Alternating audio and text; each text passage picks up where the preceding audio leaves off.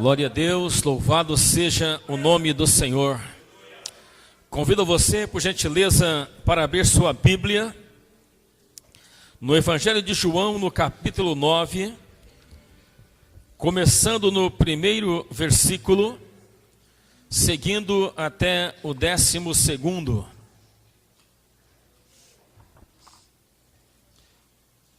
Evangelho de Jesus, narrado por João, capítulo 9,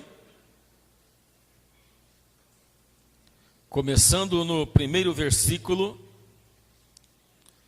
seguindo até o 12º. Amém? Quem encontrou, dá um amém mais forte aí. Glória a Deus, muito bom. O texto diz assim: caminhando Jesus, viu um homem cego de nascença, e os seus discípulos perguntaram: Mestre, quem pecou, este ou seus pais, para que nascesse cego? Respondeu Jesus: nem ele pecou, nem os seus pais, mas foi assim para que se manifestasse nele as obras de Deus. É necessário que façamos as obras daquele que me enviou enquanto é dia. A noite vem quando ninguém pode trabalhar. Enquanto estou no mundo, sou a luz do mundo. Dito isto, cuspiu na terra e, tendo feito lodo com a saliva, aplicou-o aos olhos do cego, dizendo-lhe: vai, lava-te no tanque de Siloé, que quer dizer enviado. E ele foi, lavou-se e voltou vendo.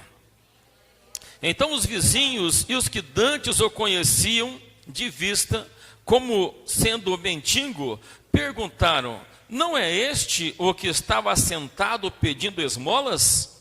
Uns diziam: é ele. Outros: não, mas se parece com ele. E ele mesmo, porém, dizia: sim, sou eu. E perguntaram-lhe, pois, como te foram abertos os olhos? Respondeu ele: o homem chamado Jesus fez lodo, untou-me os olhos e disse-me: vai ao tanque de Siloé, lava-te. Então fui, lavei-me e estou vendo. E disseram-lhe: pois onde está ele? E o homem respondeu: não sei. Pode sentar, irmãos, fique à vontade.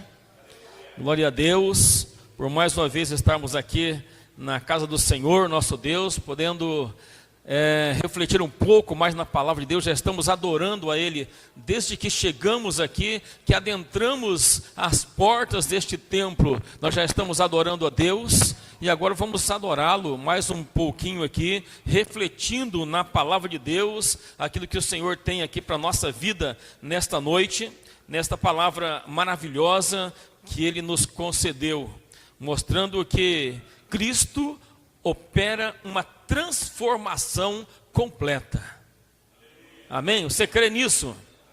Que a maravilha que Cristo opera, que o milagre que Ele opera é completo. Amém, né? Glória a Deus, irmãos. Então a gente vai pensar um pouco aqui sobre esse texto, né? Que narra um dos milagres mais lindos de Jesus. Para mim, talvez para você pode ser outro, né?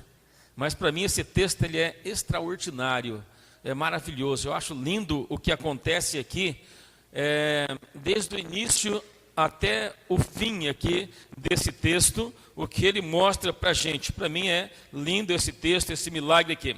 Talvez seja um texto muito conhecido, né, por muitas pessoas, quem sabe lido, pregado em vários cultos, em várias mensagens, porém ele tem uma mensagem extraordinária para a nossa vida. Ele tem uma mensagem assim muito importante para a gente colocar no coração e crer a cada dia nesse Deus maravilhoso que tem sempre falado conosco. Amém? Está firme comigo aqui, conectado aí? Então, aguenta firme que daqui a pouco a gente vai tirar uma conclusão aqui desse nosso texto, essa palavra aqui. Vamos desfrutar aqui de algo maravilhoso de Deus para a nossa vida, irmãos. Esse milagre aqui, quando ele acontece, ele está num contexto em que Jesus está se ausentando do templo de Jerusalém para não ser apedrejado pelos judeus. Ele está saindo de Jerusalém, está se ausentando ali do templo, porque ele tinha que defender a sua missão terrena e a sua autoridade vinda dos céus, né? E quando ele começa a defender, se você ler aí o contexto anterior, você vai encontrar isso que eu estou falando aqui. Aquelas pessoas começam a não aceitar o que ele diz, porque lá no capítulo 8, versículo 32, ele fala assim: vocês conhecerão a verdade e a verdade vos libertará. E eles falam: nós não somos escravos, somos servos de Deus, somos filhos de Abraão e nunca fomos escravos de ninguém. E aí Jesus vai falar algumas coisas para eles que eles não vão gostar de ouvir e vão querer apedrejar Jesus, e por isso ele sai da cidade, ele se ausenta ali do templo, e quando ele sai do templo, começa a caminhar pelas ruas da cidade. E é bom que a gente frise aqui, que Jerusalém é uma cidade muito grande, né? Uma cidade com muitos moradores. Imagine você os grandes centros do Brasil, as grandes capitais, né? Você vai para São Paulo, aquilo é uma loucura quando você entra em um terminal rodoviário, em um aeroporto, né? Você vai para Curitiba, uma das capitais mais bonitas do Brasil, mas você vê como tem gente por todos os lados esparramados, andando, né? E aqui em Jerusalém não foi diferente, porque muita gente estava ali caminhando, andando pela rua da cidade. Eu fico imaginando isso que acontecia. E quando está ali, Jesus, ele encontra um homem que era cego de nascença, que havia nascido cego e que não tinha nunca visto a luz do dia, né? Então, por isso, quem sabe ele não poderia saber como eram os seus parentes. Sabia o que os outros falavam, né? É o que as pessoas contavam para ele. Ele não podia saber com os seus próprios olhos quem eram os seus parentes, não podia saber como eram as coisas à sua volta, não podia estudar, adquirir uma profissão, porque naquele tempo não tinha lei da inclusão social como existe hoje no Brasil, né? Uma lei da inclusão social onde as pessoas com deficiências, qualquer que seja, conseguem ser inserido no mercado de trabalho, conseguem estudar, conseguem aprender, né? Mas naquele tempo não tinha essa lei da inclusão social, não tinha textos escritos em braille para que ele pudesse estudar. E aí, quando nós olhamos para isso, a gente percebe que este homem era um homem que vivia à margem da sociedade, porque ele não podia trabalhar, ele não podia ter uma profissão, ele não podia se manter por si próprio, ele precisava da ajuda de outras pessoas, o que se chamava na época, e até hoje também, de esmolas, né? Ele ficava ali esperando que essas coisas acontecessem. E nós vamos perceber, irmãos, que esse texto aqui, ele chama a atenção, né? Porque é um momento em que as pessoas daquela sociedade judaica, que ali viviam em Jerusalém, que ali estavam naquele lugar, parece que eles não davam muita atenção para a vida de pessoas como este homem. Pessoas que viviam em uma pobreza, né? Em uma miséria. Alguns acreditavam assim, que eles viviam assim porque haviam cometido pecados e por isso Deus estava punindo eles por causa dos seus pecados. Outros acreditavam que isso acontecia porque os seus pais haviam cometido pecado e uma maldição hereditária, né, havia alcançado a eles, e por isso eles viviam com enfermidade, com todas essas mazelas que vinham sobre a sua vida. E aí nós vamos perceber que tanto é assim, que até os discípulos de Jesus têm esse entendimento. Viram a pergunta que eles fazem? Mestre, quem pecou, este ou seus pais, para que nascesse assim? Então logo nós percebemos que era uma cultura, era o pensamento da época, que doença, que enfermidade era resultado de pecado. Até os discípulos pensavam desta forma, só que para contrariar essa lógica errada, esse pensamento distorcido aí, e mostrar todo o seu poder, né, que ele tinha como Emanuel, o Deus conosco, o Deus todo-poderoso, então ele declara assim, ó: nem ele pecou, nem seus pais pecaram, mas isso foi assim para que se manifeste nele a glória de Deus. Aleluia, Jesus. Olha, Jesus contrariando todo o pensamento errado. Olha, não foi isso que aconteceu, não é resultado de pecado essa doença, essa cegueira, mas isso aconteceu para que a glória de Deus seja manifestada através deste homem ou nele. Nós vamos perceber que logo em seguida, depois dessas palavras de Jesus, ele declara assim, ó: eu sou a luz do mundo. Aleluia, glória a Deus. Vamos olhar, irmãos, e ver que aquele homem, ele nunca tinha visto a luz do mundo, ele nunca tinha contemplado a luz, né? Aquele homem ali, ele nunca tinha visto isso. Jesus vem para esclarecer, mas não apenas esclarecimento dos olhos físicos. Jesus queria esclarecer o entendimento das pessoas. Ele gostaria que os olhos espirituais também fossem abertos, que as pessoas conseguissem enxergar fisicamente, mas também espiritualmente. Então nós vamos perceber que para tirar daquelas trevas ali, né, como diz lá em João no capítulo 3, nós lemos na leitura introdutória, diz que a verdadeira luz veio ao mundo. E diz ainda mais, que os homens amaram mais as trevas do que o quê? A luz, porque as suas obras eram más. Infelizmente, né? A luz verdadeira veio ao mundo, mas os homens amam mais as trevas do que a luz. Mas vamos ver também que o ministério de Jesus é muito prático. Jesus não fica somente em palavras. Nós vamos perceber que o seu ministério sempre tem ações, tem palavras, mas tem também ações. E aí, para demonstrar o que precisa acontecer, para fazer uma transformação completa na vida daquele homem, o que Jesus faz? Ele coloca um pouco de cuspe no meio da terra, mexe, faz um barrinho, coloca no olho do homem e fala assim: vai ao tanque de Siloé, lava-se. Bom, Jesus podia ter dito assim para o homem: Você quer ficar curado dessa sua cegueira? Então, pronto, está curado. Podia ou não podia? Jesus podia simplesmente, então, colocar a mão na cabeça dele e falar: está curado, como ele fez com outras pessoas, né? Como ele apenas falou para outro cego, né? Veja, ele poderia ter feito, mas ele precisava mostrar algo mais para aquelas pessoas que estavam ali. Ele precisava mostrar algo importante para eles. Por isso ele faz aquele barrinho, coloca lá no olho do cego, fala: vai lá se lavar no tanque de Siloé.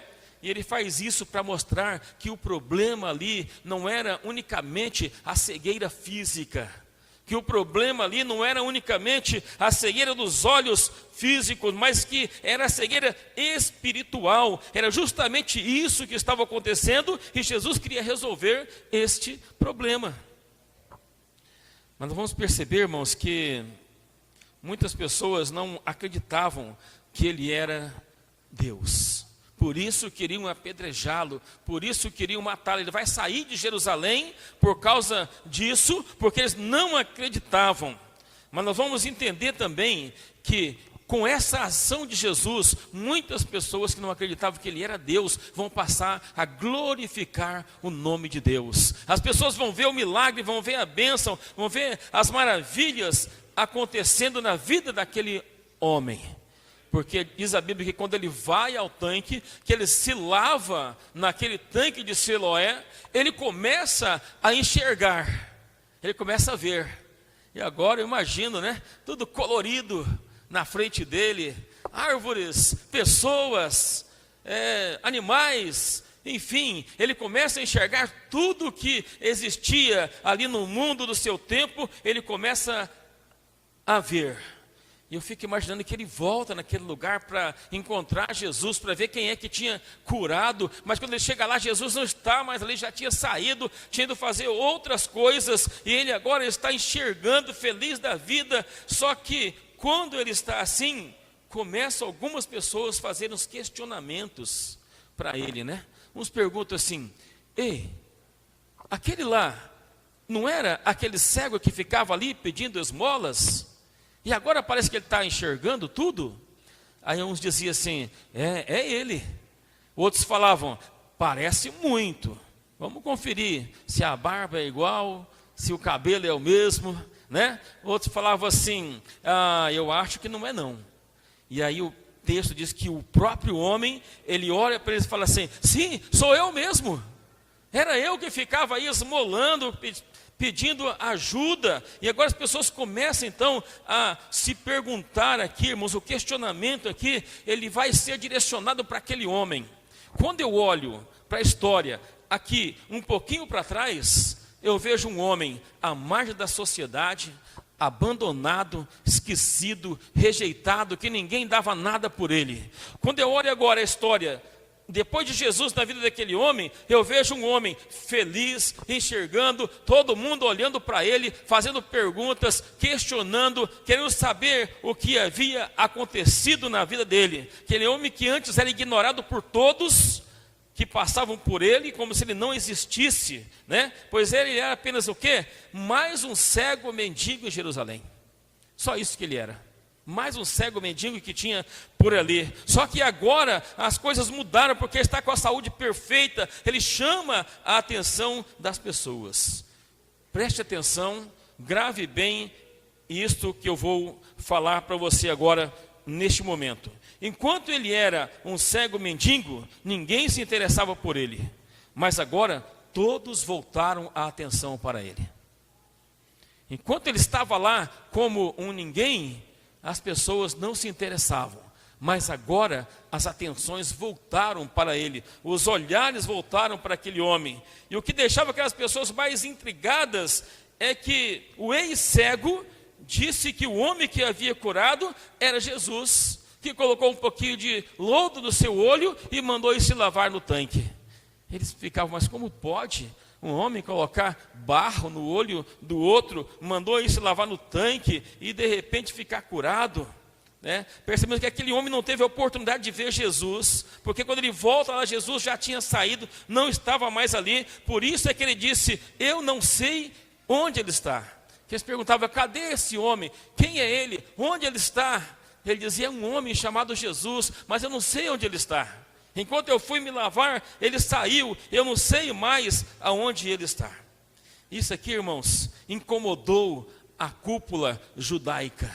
Isso incomoda aquelas pessoas de uma tal maneira, de uma tal forma ali naquele lugar, que eles fizeram um grande interrogatório para aquele homem, para descobrir quem havia aberto os seus olhos, para que pudessem de fato ter aquela certeza, não, foi ele, está blasfemando, para tentar fazer alguma coisa contra Jesus. E eles perguntam tanto, fazem tanta interrogação, ao ponto de o homem ser um pouco indelicado com eles nas respostas, e eles fazem o quê? Expulsam ele da sinagoga. Não pode mais ficar ali porque está sendo indelicado, está respondendo coisas que eles não gostariam de ouvir, porque estavam acostumados a ver aquele homem vivendo uma vida caída e miserável. Só que quando eles veem o homem em perfeita saúde, eles ficam incomodados com o progresso daquele homem. Eles ficam incomodados com o progresso na vida dele. A sua mudança de vida aqui é uma mudança clara, né? E que incomoda a oposição. Que incomoda aqueles que estão ali e que não querem ver as coisas indo bem. Na verdade, a mudança na nossa vida, ela não pode ser divulgada por nós mesmos. Né? Não precisou o homem sair. Ei, gente, eu não sou mais cego, agora eu estou enxergando. Não, as pessoas olharam para ele e viram que ele estava transformado. Então, a mudança em nossa vida, aquilo que acontece de transformação em nossa vida, ela precisa ser notada pelas pessoas que estão à nossa volta. Vê que a gente agora não faz mais aquilo que fazia antes. Que a gente agora não fala mais como falávamos antes, que as nossas ações e atitudes são diferentes das que eram antes, e as pessoas começam a olhar e começam a notar que algo diferente está acontecendo na nossa vida. Então é preciso mesmo que a gente seja transformado ao ponto de os outros notarem. Jesus, ele soube que o homem tinha sido expulso da sinagoga, ele ficou sabendo do que tinha acontecido. Quando ele soube isso que tinha acontecido com aquele homem, ele vai até o homem e faz uma pergunta. Olha, o homem procurou Jesus e encontrou. Agora Jesus vai lá, procura o homem e faz uma pergunta para ele assim, ó: você crê no Filho de Deus? Aí o homem vai olhar para ele e dizer assim: quem é o Filho do homem para que eu creia nele? Jesus pergunta: você crê no Filho do homem? Ele diz: mas quem é esse Filho do homem? Quem é essa pessoa para que eu creia nele? Quem é este um para que eu possa colocar a minha fé? E neste momento Jesus dá para o homem uma informação muito valiosa e diz assim: você já me conhece, porque sou eu que falo contigo. Aleluia, glória a Deus. Eu fico imaginando, irmãos, quando eu leio isso aqui, eu fecho meus olhos, eu imagino assim, aquele homem, a alegria, a felicidade. Eu imagino assim que ele deve ter ficado realmente muito entusiasmado naquele momento ali, porque ele estava estava frente a frente com Jesus, o Deus humanizado, e podendo dizer: sim, eu creio, Senhor. Aleluia. Entendendo que foi Jesus, o Deus humanizado, que fez o grande milagre na vida dele, ele fala assim: eu creio. Foi tamanha a sua alegria que ele se prostra aos pés de Jesus e adora Jesus como Deus naquele momento.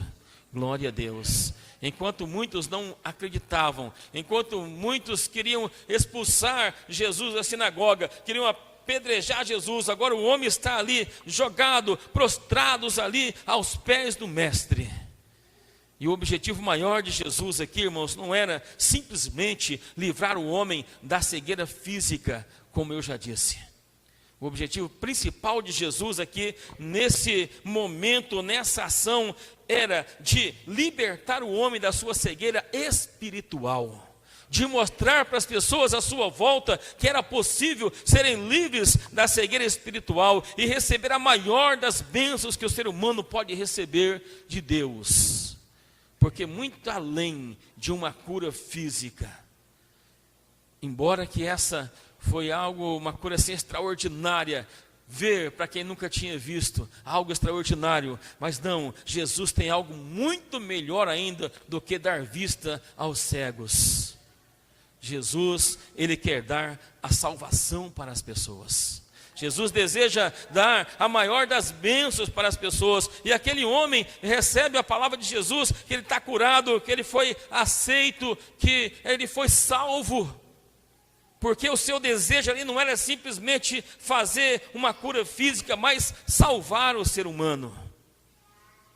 E eu imagino que talvez a gente viva, quem sabe pessoas precisem de alguma cura, alguma coisa, e não receba ainda aqui na terra, mas tendo a certeza de que um dia, quando Jesus voltar, você vai ter um corpo totalmente transformado pelo Senhor Jesus. A Bíblia diz que lá para onde nós vamos morar, além do Rio Azul, que cantamos aqui agora há pouco, né, não vai ter mais essas tristezas que existem hoje aqui. Não vai ter mais as doenças que hoje nós temos aqui. Não vai ter mais a morte que hoje incomoda e torna tão amarga a vida das pessoas que perde um ente querido. Para onde nós vamos viver com o Senhor Jesus. Isso não haverá mais, porque a Bíblia diz que são coisas passadas, que pertencem a este mundo, e que nós viveremos eternamente com Ele. Glória a Deus, louvado seja o nome do Senhor. Você pode se colocar em pé um pouquinho, por favor? Quero convidar o Ministério do Louvor para subir aqui, para a gente daqui a pouco cantar um louvor, mas eles já podem fazer um solo bem suave aqui para nós, porque eu quero dizer para você, meu querido irmão, querida irmã, você que nos visita aqui nesta noite, que foi convidado ou convidada para estar aqui conosco, te dizer que Jesus Cristo, o Deus Todo-Poderoso, Ele está aqui neste lugar. E tudo que Ele quer é que a gente se esvazie da mera religiosidade, e que a gente entenda que Ele é mesmo o Salvador eterno, o dono da vida, o Rei e Senhor da nossa vida. Ele está aqui. E se nós nos prostrarmos, chegarmos inteiramente a Ele, nós vamos entender que o Filho do Homem tem poder para curar enfermidades, tem poder para salvar as nossas vidas. Por isso eu quero aproveitar esse momento, deixar a oportunidade aqui, hoje, se tem alguém que deseja aceitar a Jesus como Salvador da sua vida, se há alguém aqui nessa noite que deseja receber a Cristo como seu Senhor, e receber a maior das bênçãos que o ser humano pode receber na sua vida, que é a vida eterna, eu quero te dar a oportunidade agora. Se você deseja fazer esse concerto com Deus, aceitar, receber Jesus como Salvador da sua vida, se você deseja se reconciliar com Jesus, eu não sei o que tem acontecido na sua vida, eu não sei como você tem vivido os últimos tempos, o que tem se passado com você, mas eu sei que Jesus, Ele tem algo maravilhoso e extraordinário para te entregar nesta noite. E se você está afastado ou afastada da igreja por algum motivo, se você está fora da comunhão e entende que hoje é o seu dia de reatar os seus laços com Jesus, eu quero te convidar agora para vir aqui na frente. E eu vou orar por você, nós vamos orar por você. Deus vai escrever o seu nome lá no livro da vida, para que naquele dia, quando Ele voltar, você seja chamado, você seja chamada pelo nome e possa viver com Ele para sempre, eternamente. Aleluia, Jesus, glória a Deus. Está aqui uma jovem, a Sara, aceitando a Jesus aqui como Salvador da sua vida. Glória a Deus, fazendo a melhor decisão que ela poderia fazer na sua vida. Tem mais alguém, irmãos? Se você está com desejo aí, se está sentindo assim aquela vontade de vir, mas parece que alguma coisa está te segurando aí, a gente quebra agora em nome de Jesus todas as amarras, para que você possa vir aqui agora, aceitar a Jesus, se reconciliar com Ele, sair daqui nessa noite com a certeza de que se Ele voltar hoje, você vai subir com Ele. Glória a Deus, aleluia. Mais uma irmã aqui, a Bruna, se reconciliando com Jesus. Glória a Deus. Tem mais alguém, irmãos? Ô pastor insistente, eu sou insistente mesmo, porque se eu não insistir aqui com você, o mundo vai insistir lá fora com você. Então eu tenho que insistir, porque aqui é o melhor para a sua vida. Tem mais alguém? Eu também não vou ser tão insistente assim, vou encerrar o apelo. Tem mais alguém? Se você acha que não é hoje, eu vou orar para que Deus te dê uma nova oportunidade como esta, para que você possa recebê-lo como Salvador da sua vida. Amém? Glória a Deus. Vamos orar pelas irmãs. Fica aqui, Bruna, por favor. Vou orar por ela, pedir para que vocês me ajudem na oração também. Pode ajoelhar.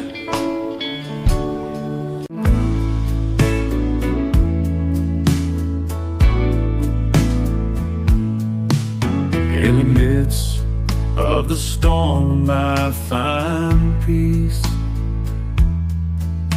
In the midst of sadness, the joy that makes me smile and sing, praise my Lord, for I know He loves me and keeps me with fervor. I am happy, for Jesus makes me so. With Him by my side, there is nothing to fear. I am free, I am strong, for He guides me, and every day He makes me blossom.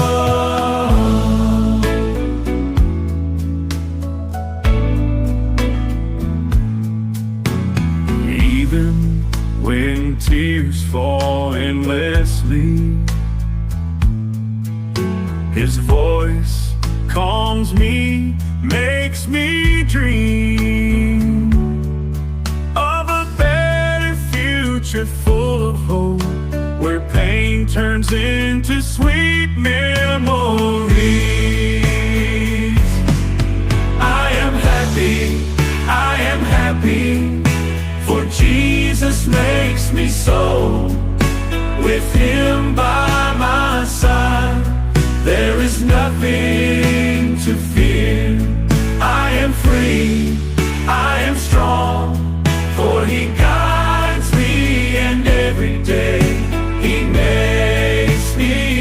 son. Even when tears fall endlessly, his voice calms me, makes me dream of a better future, full of hope, where pain turns into sweet memories.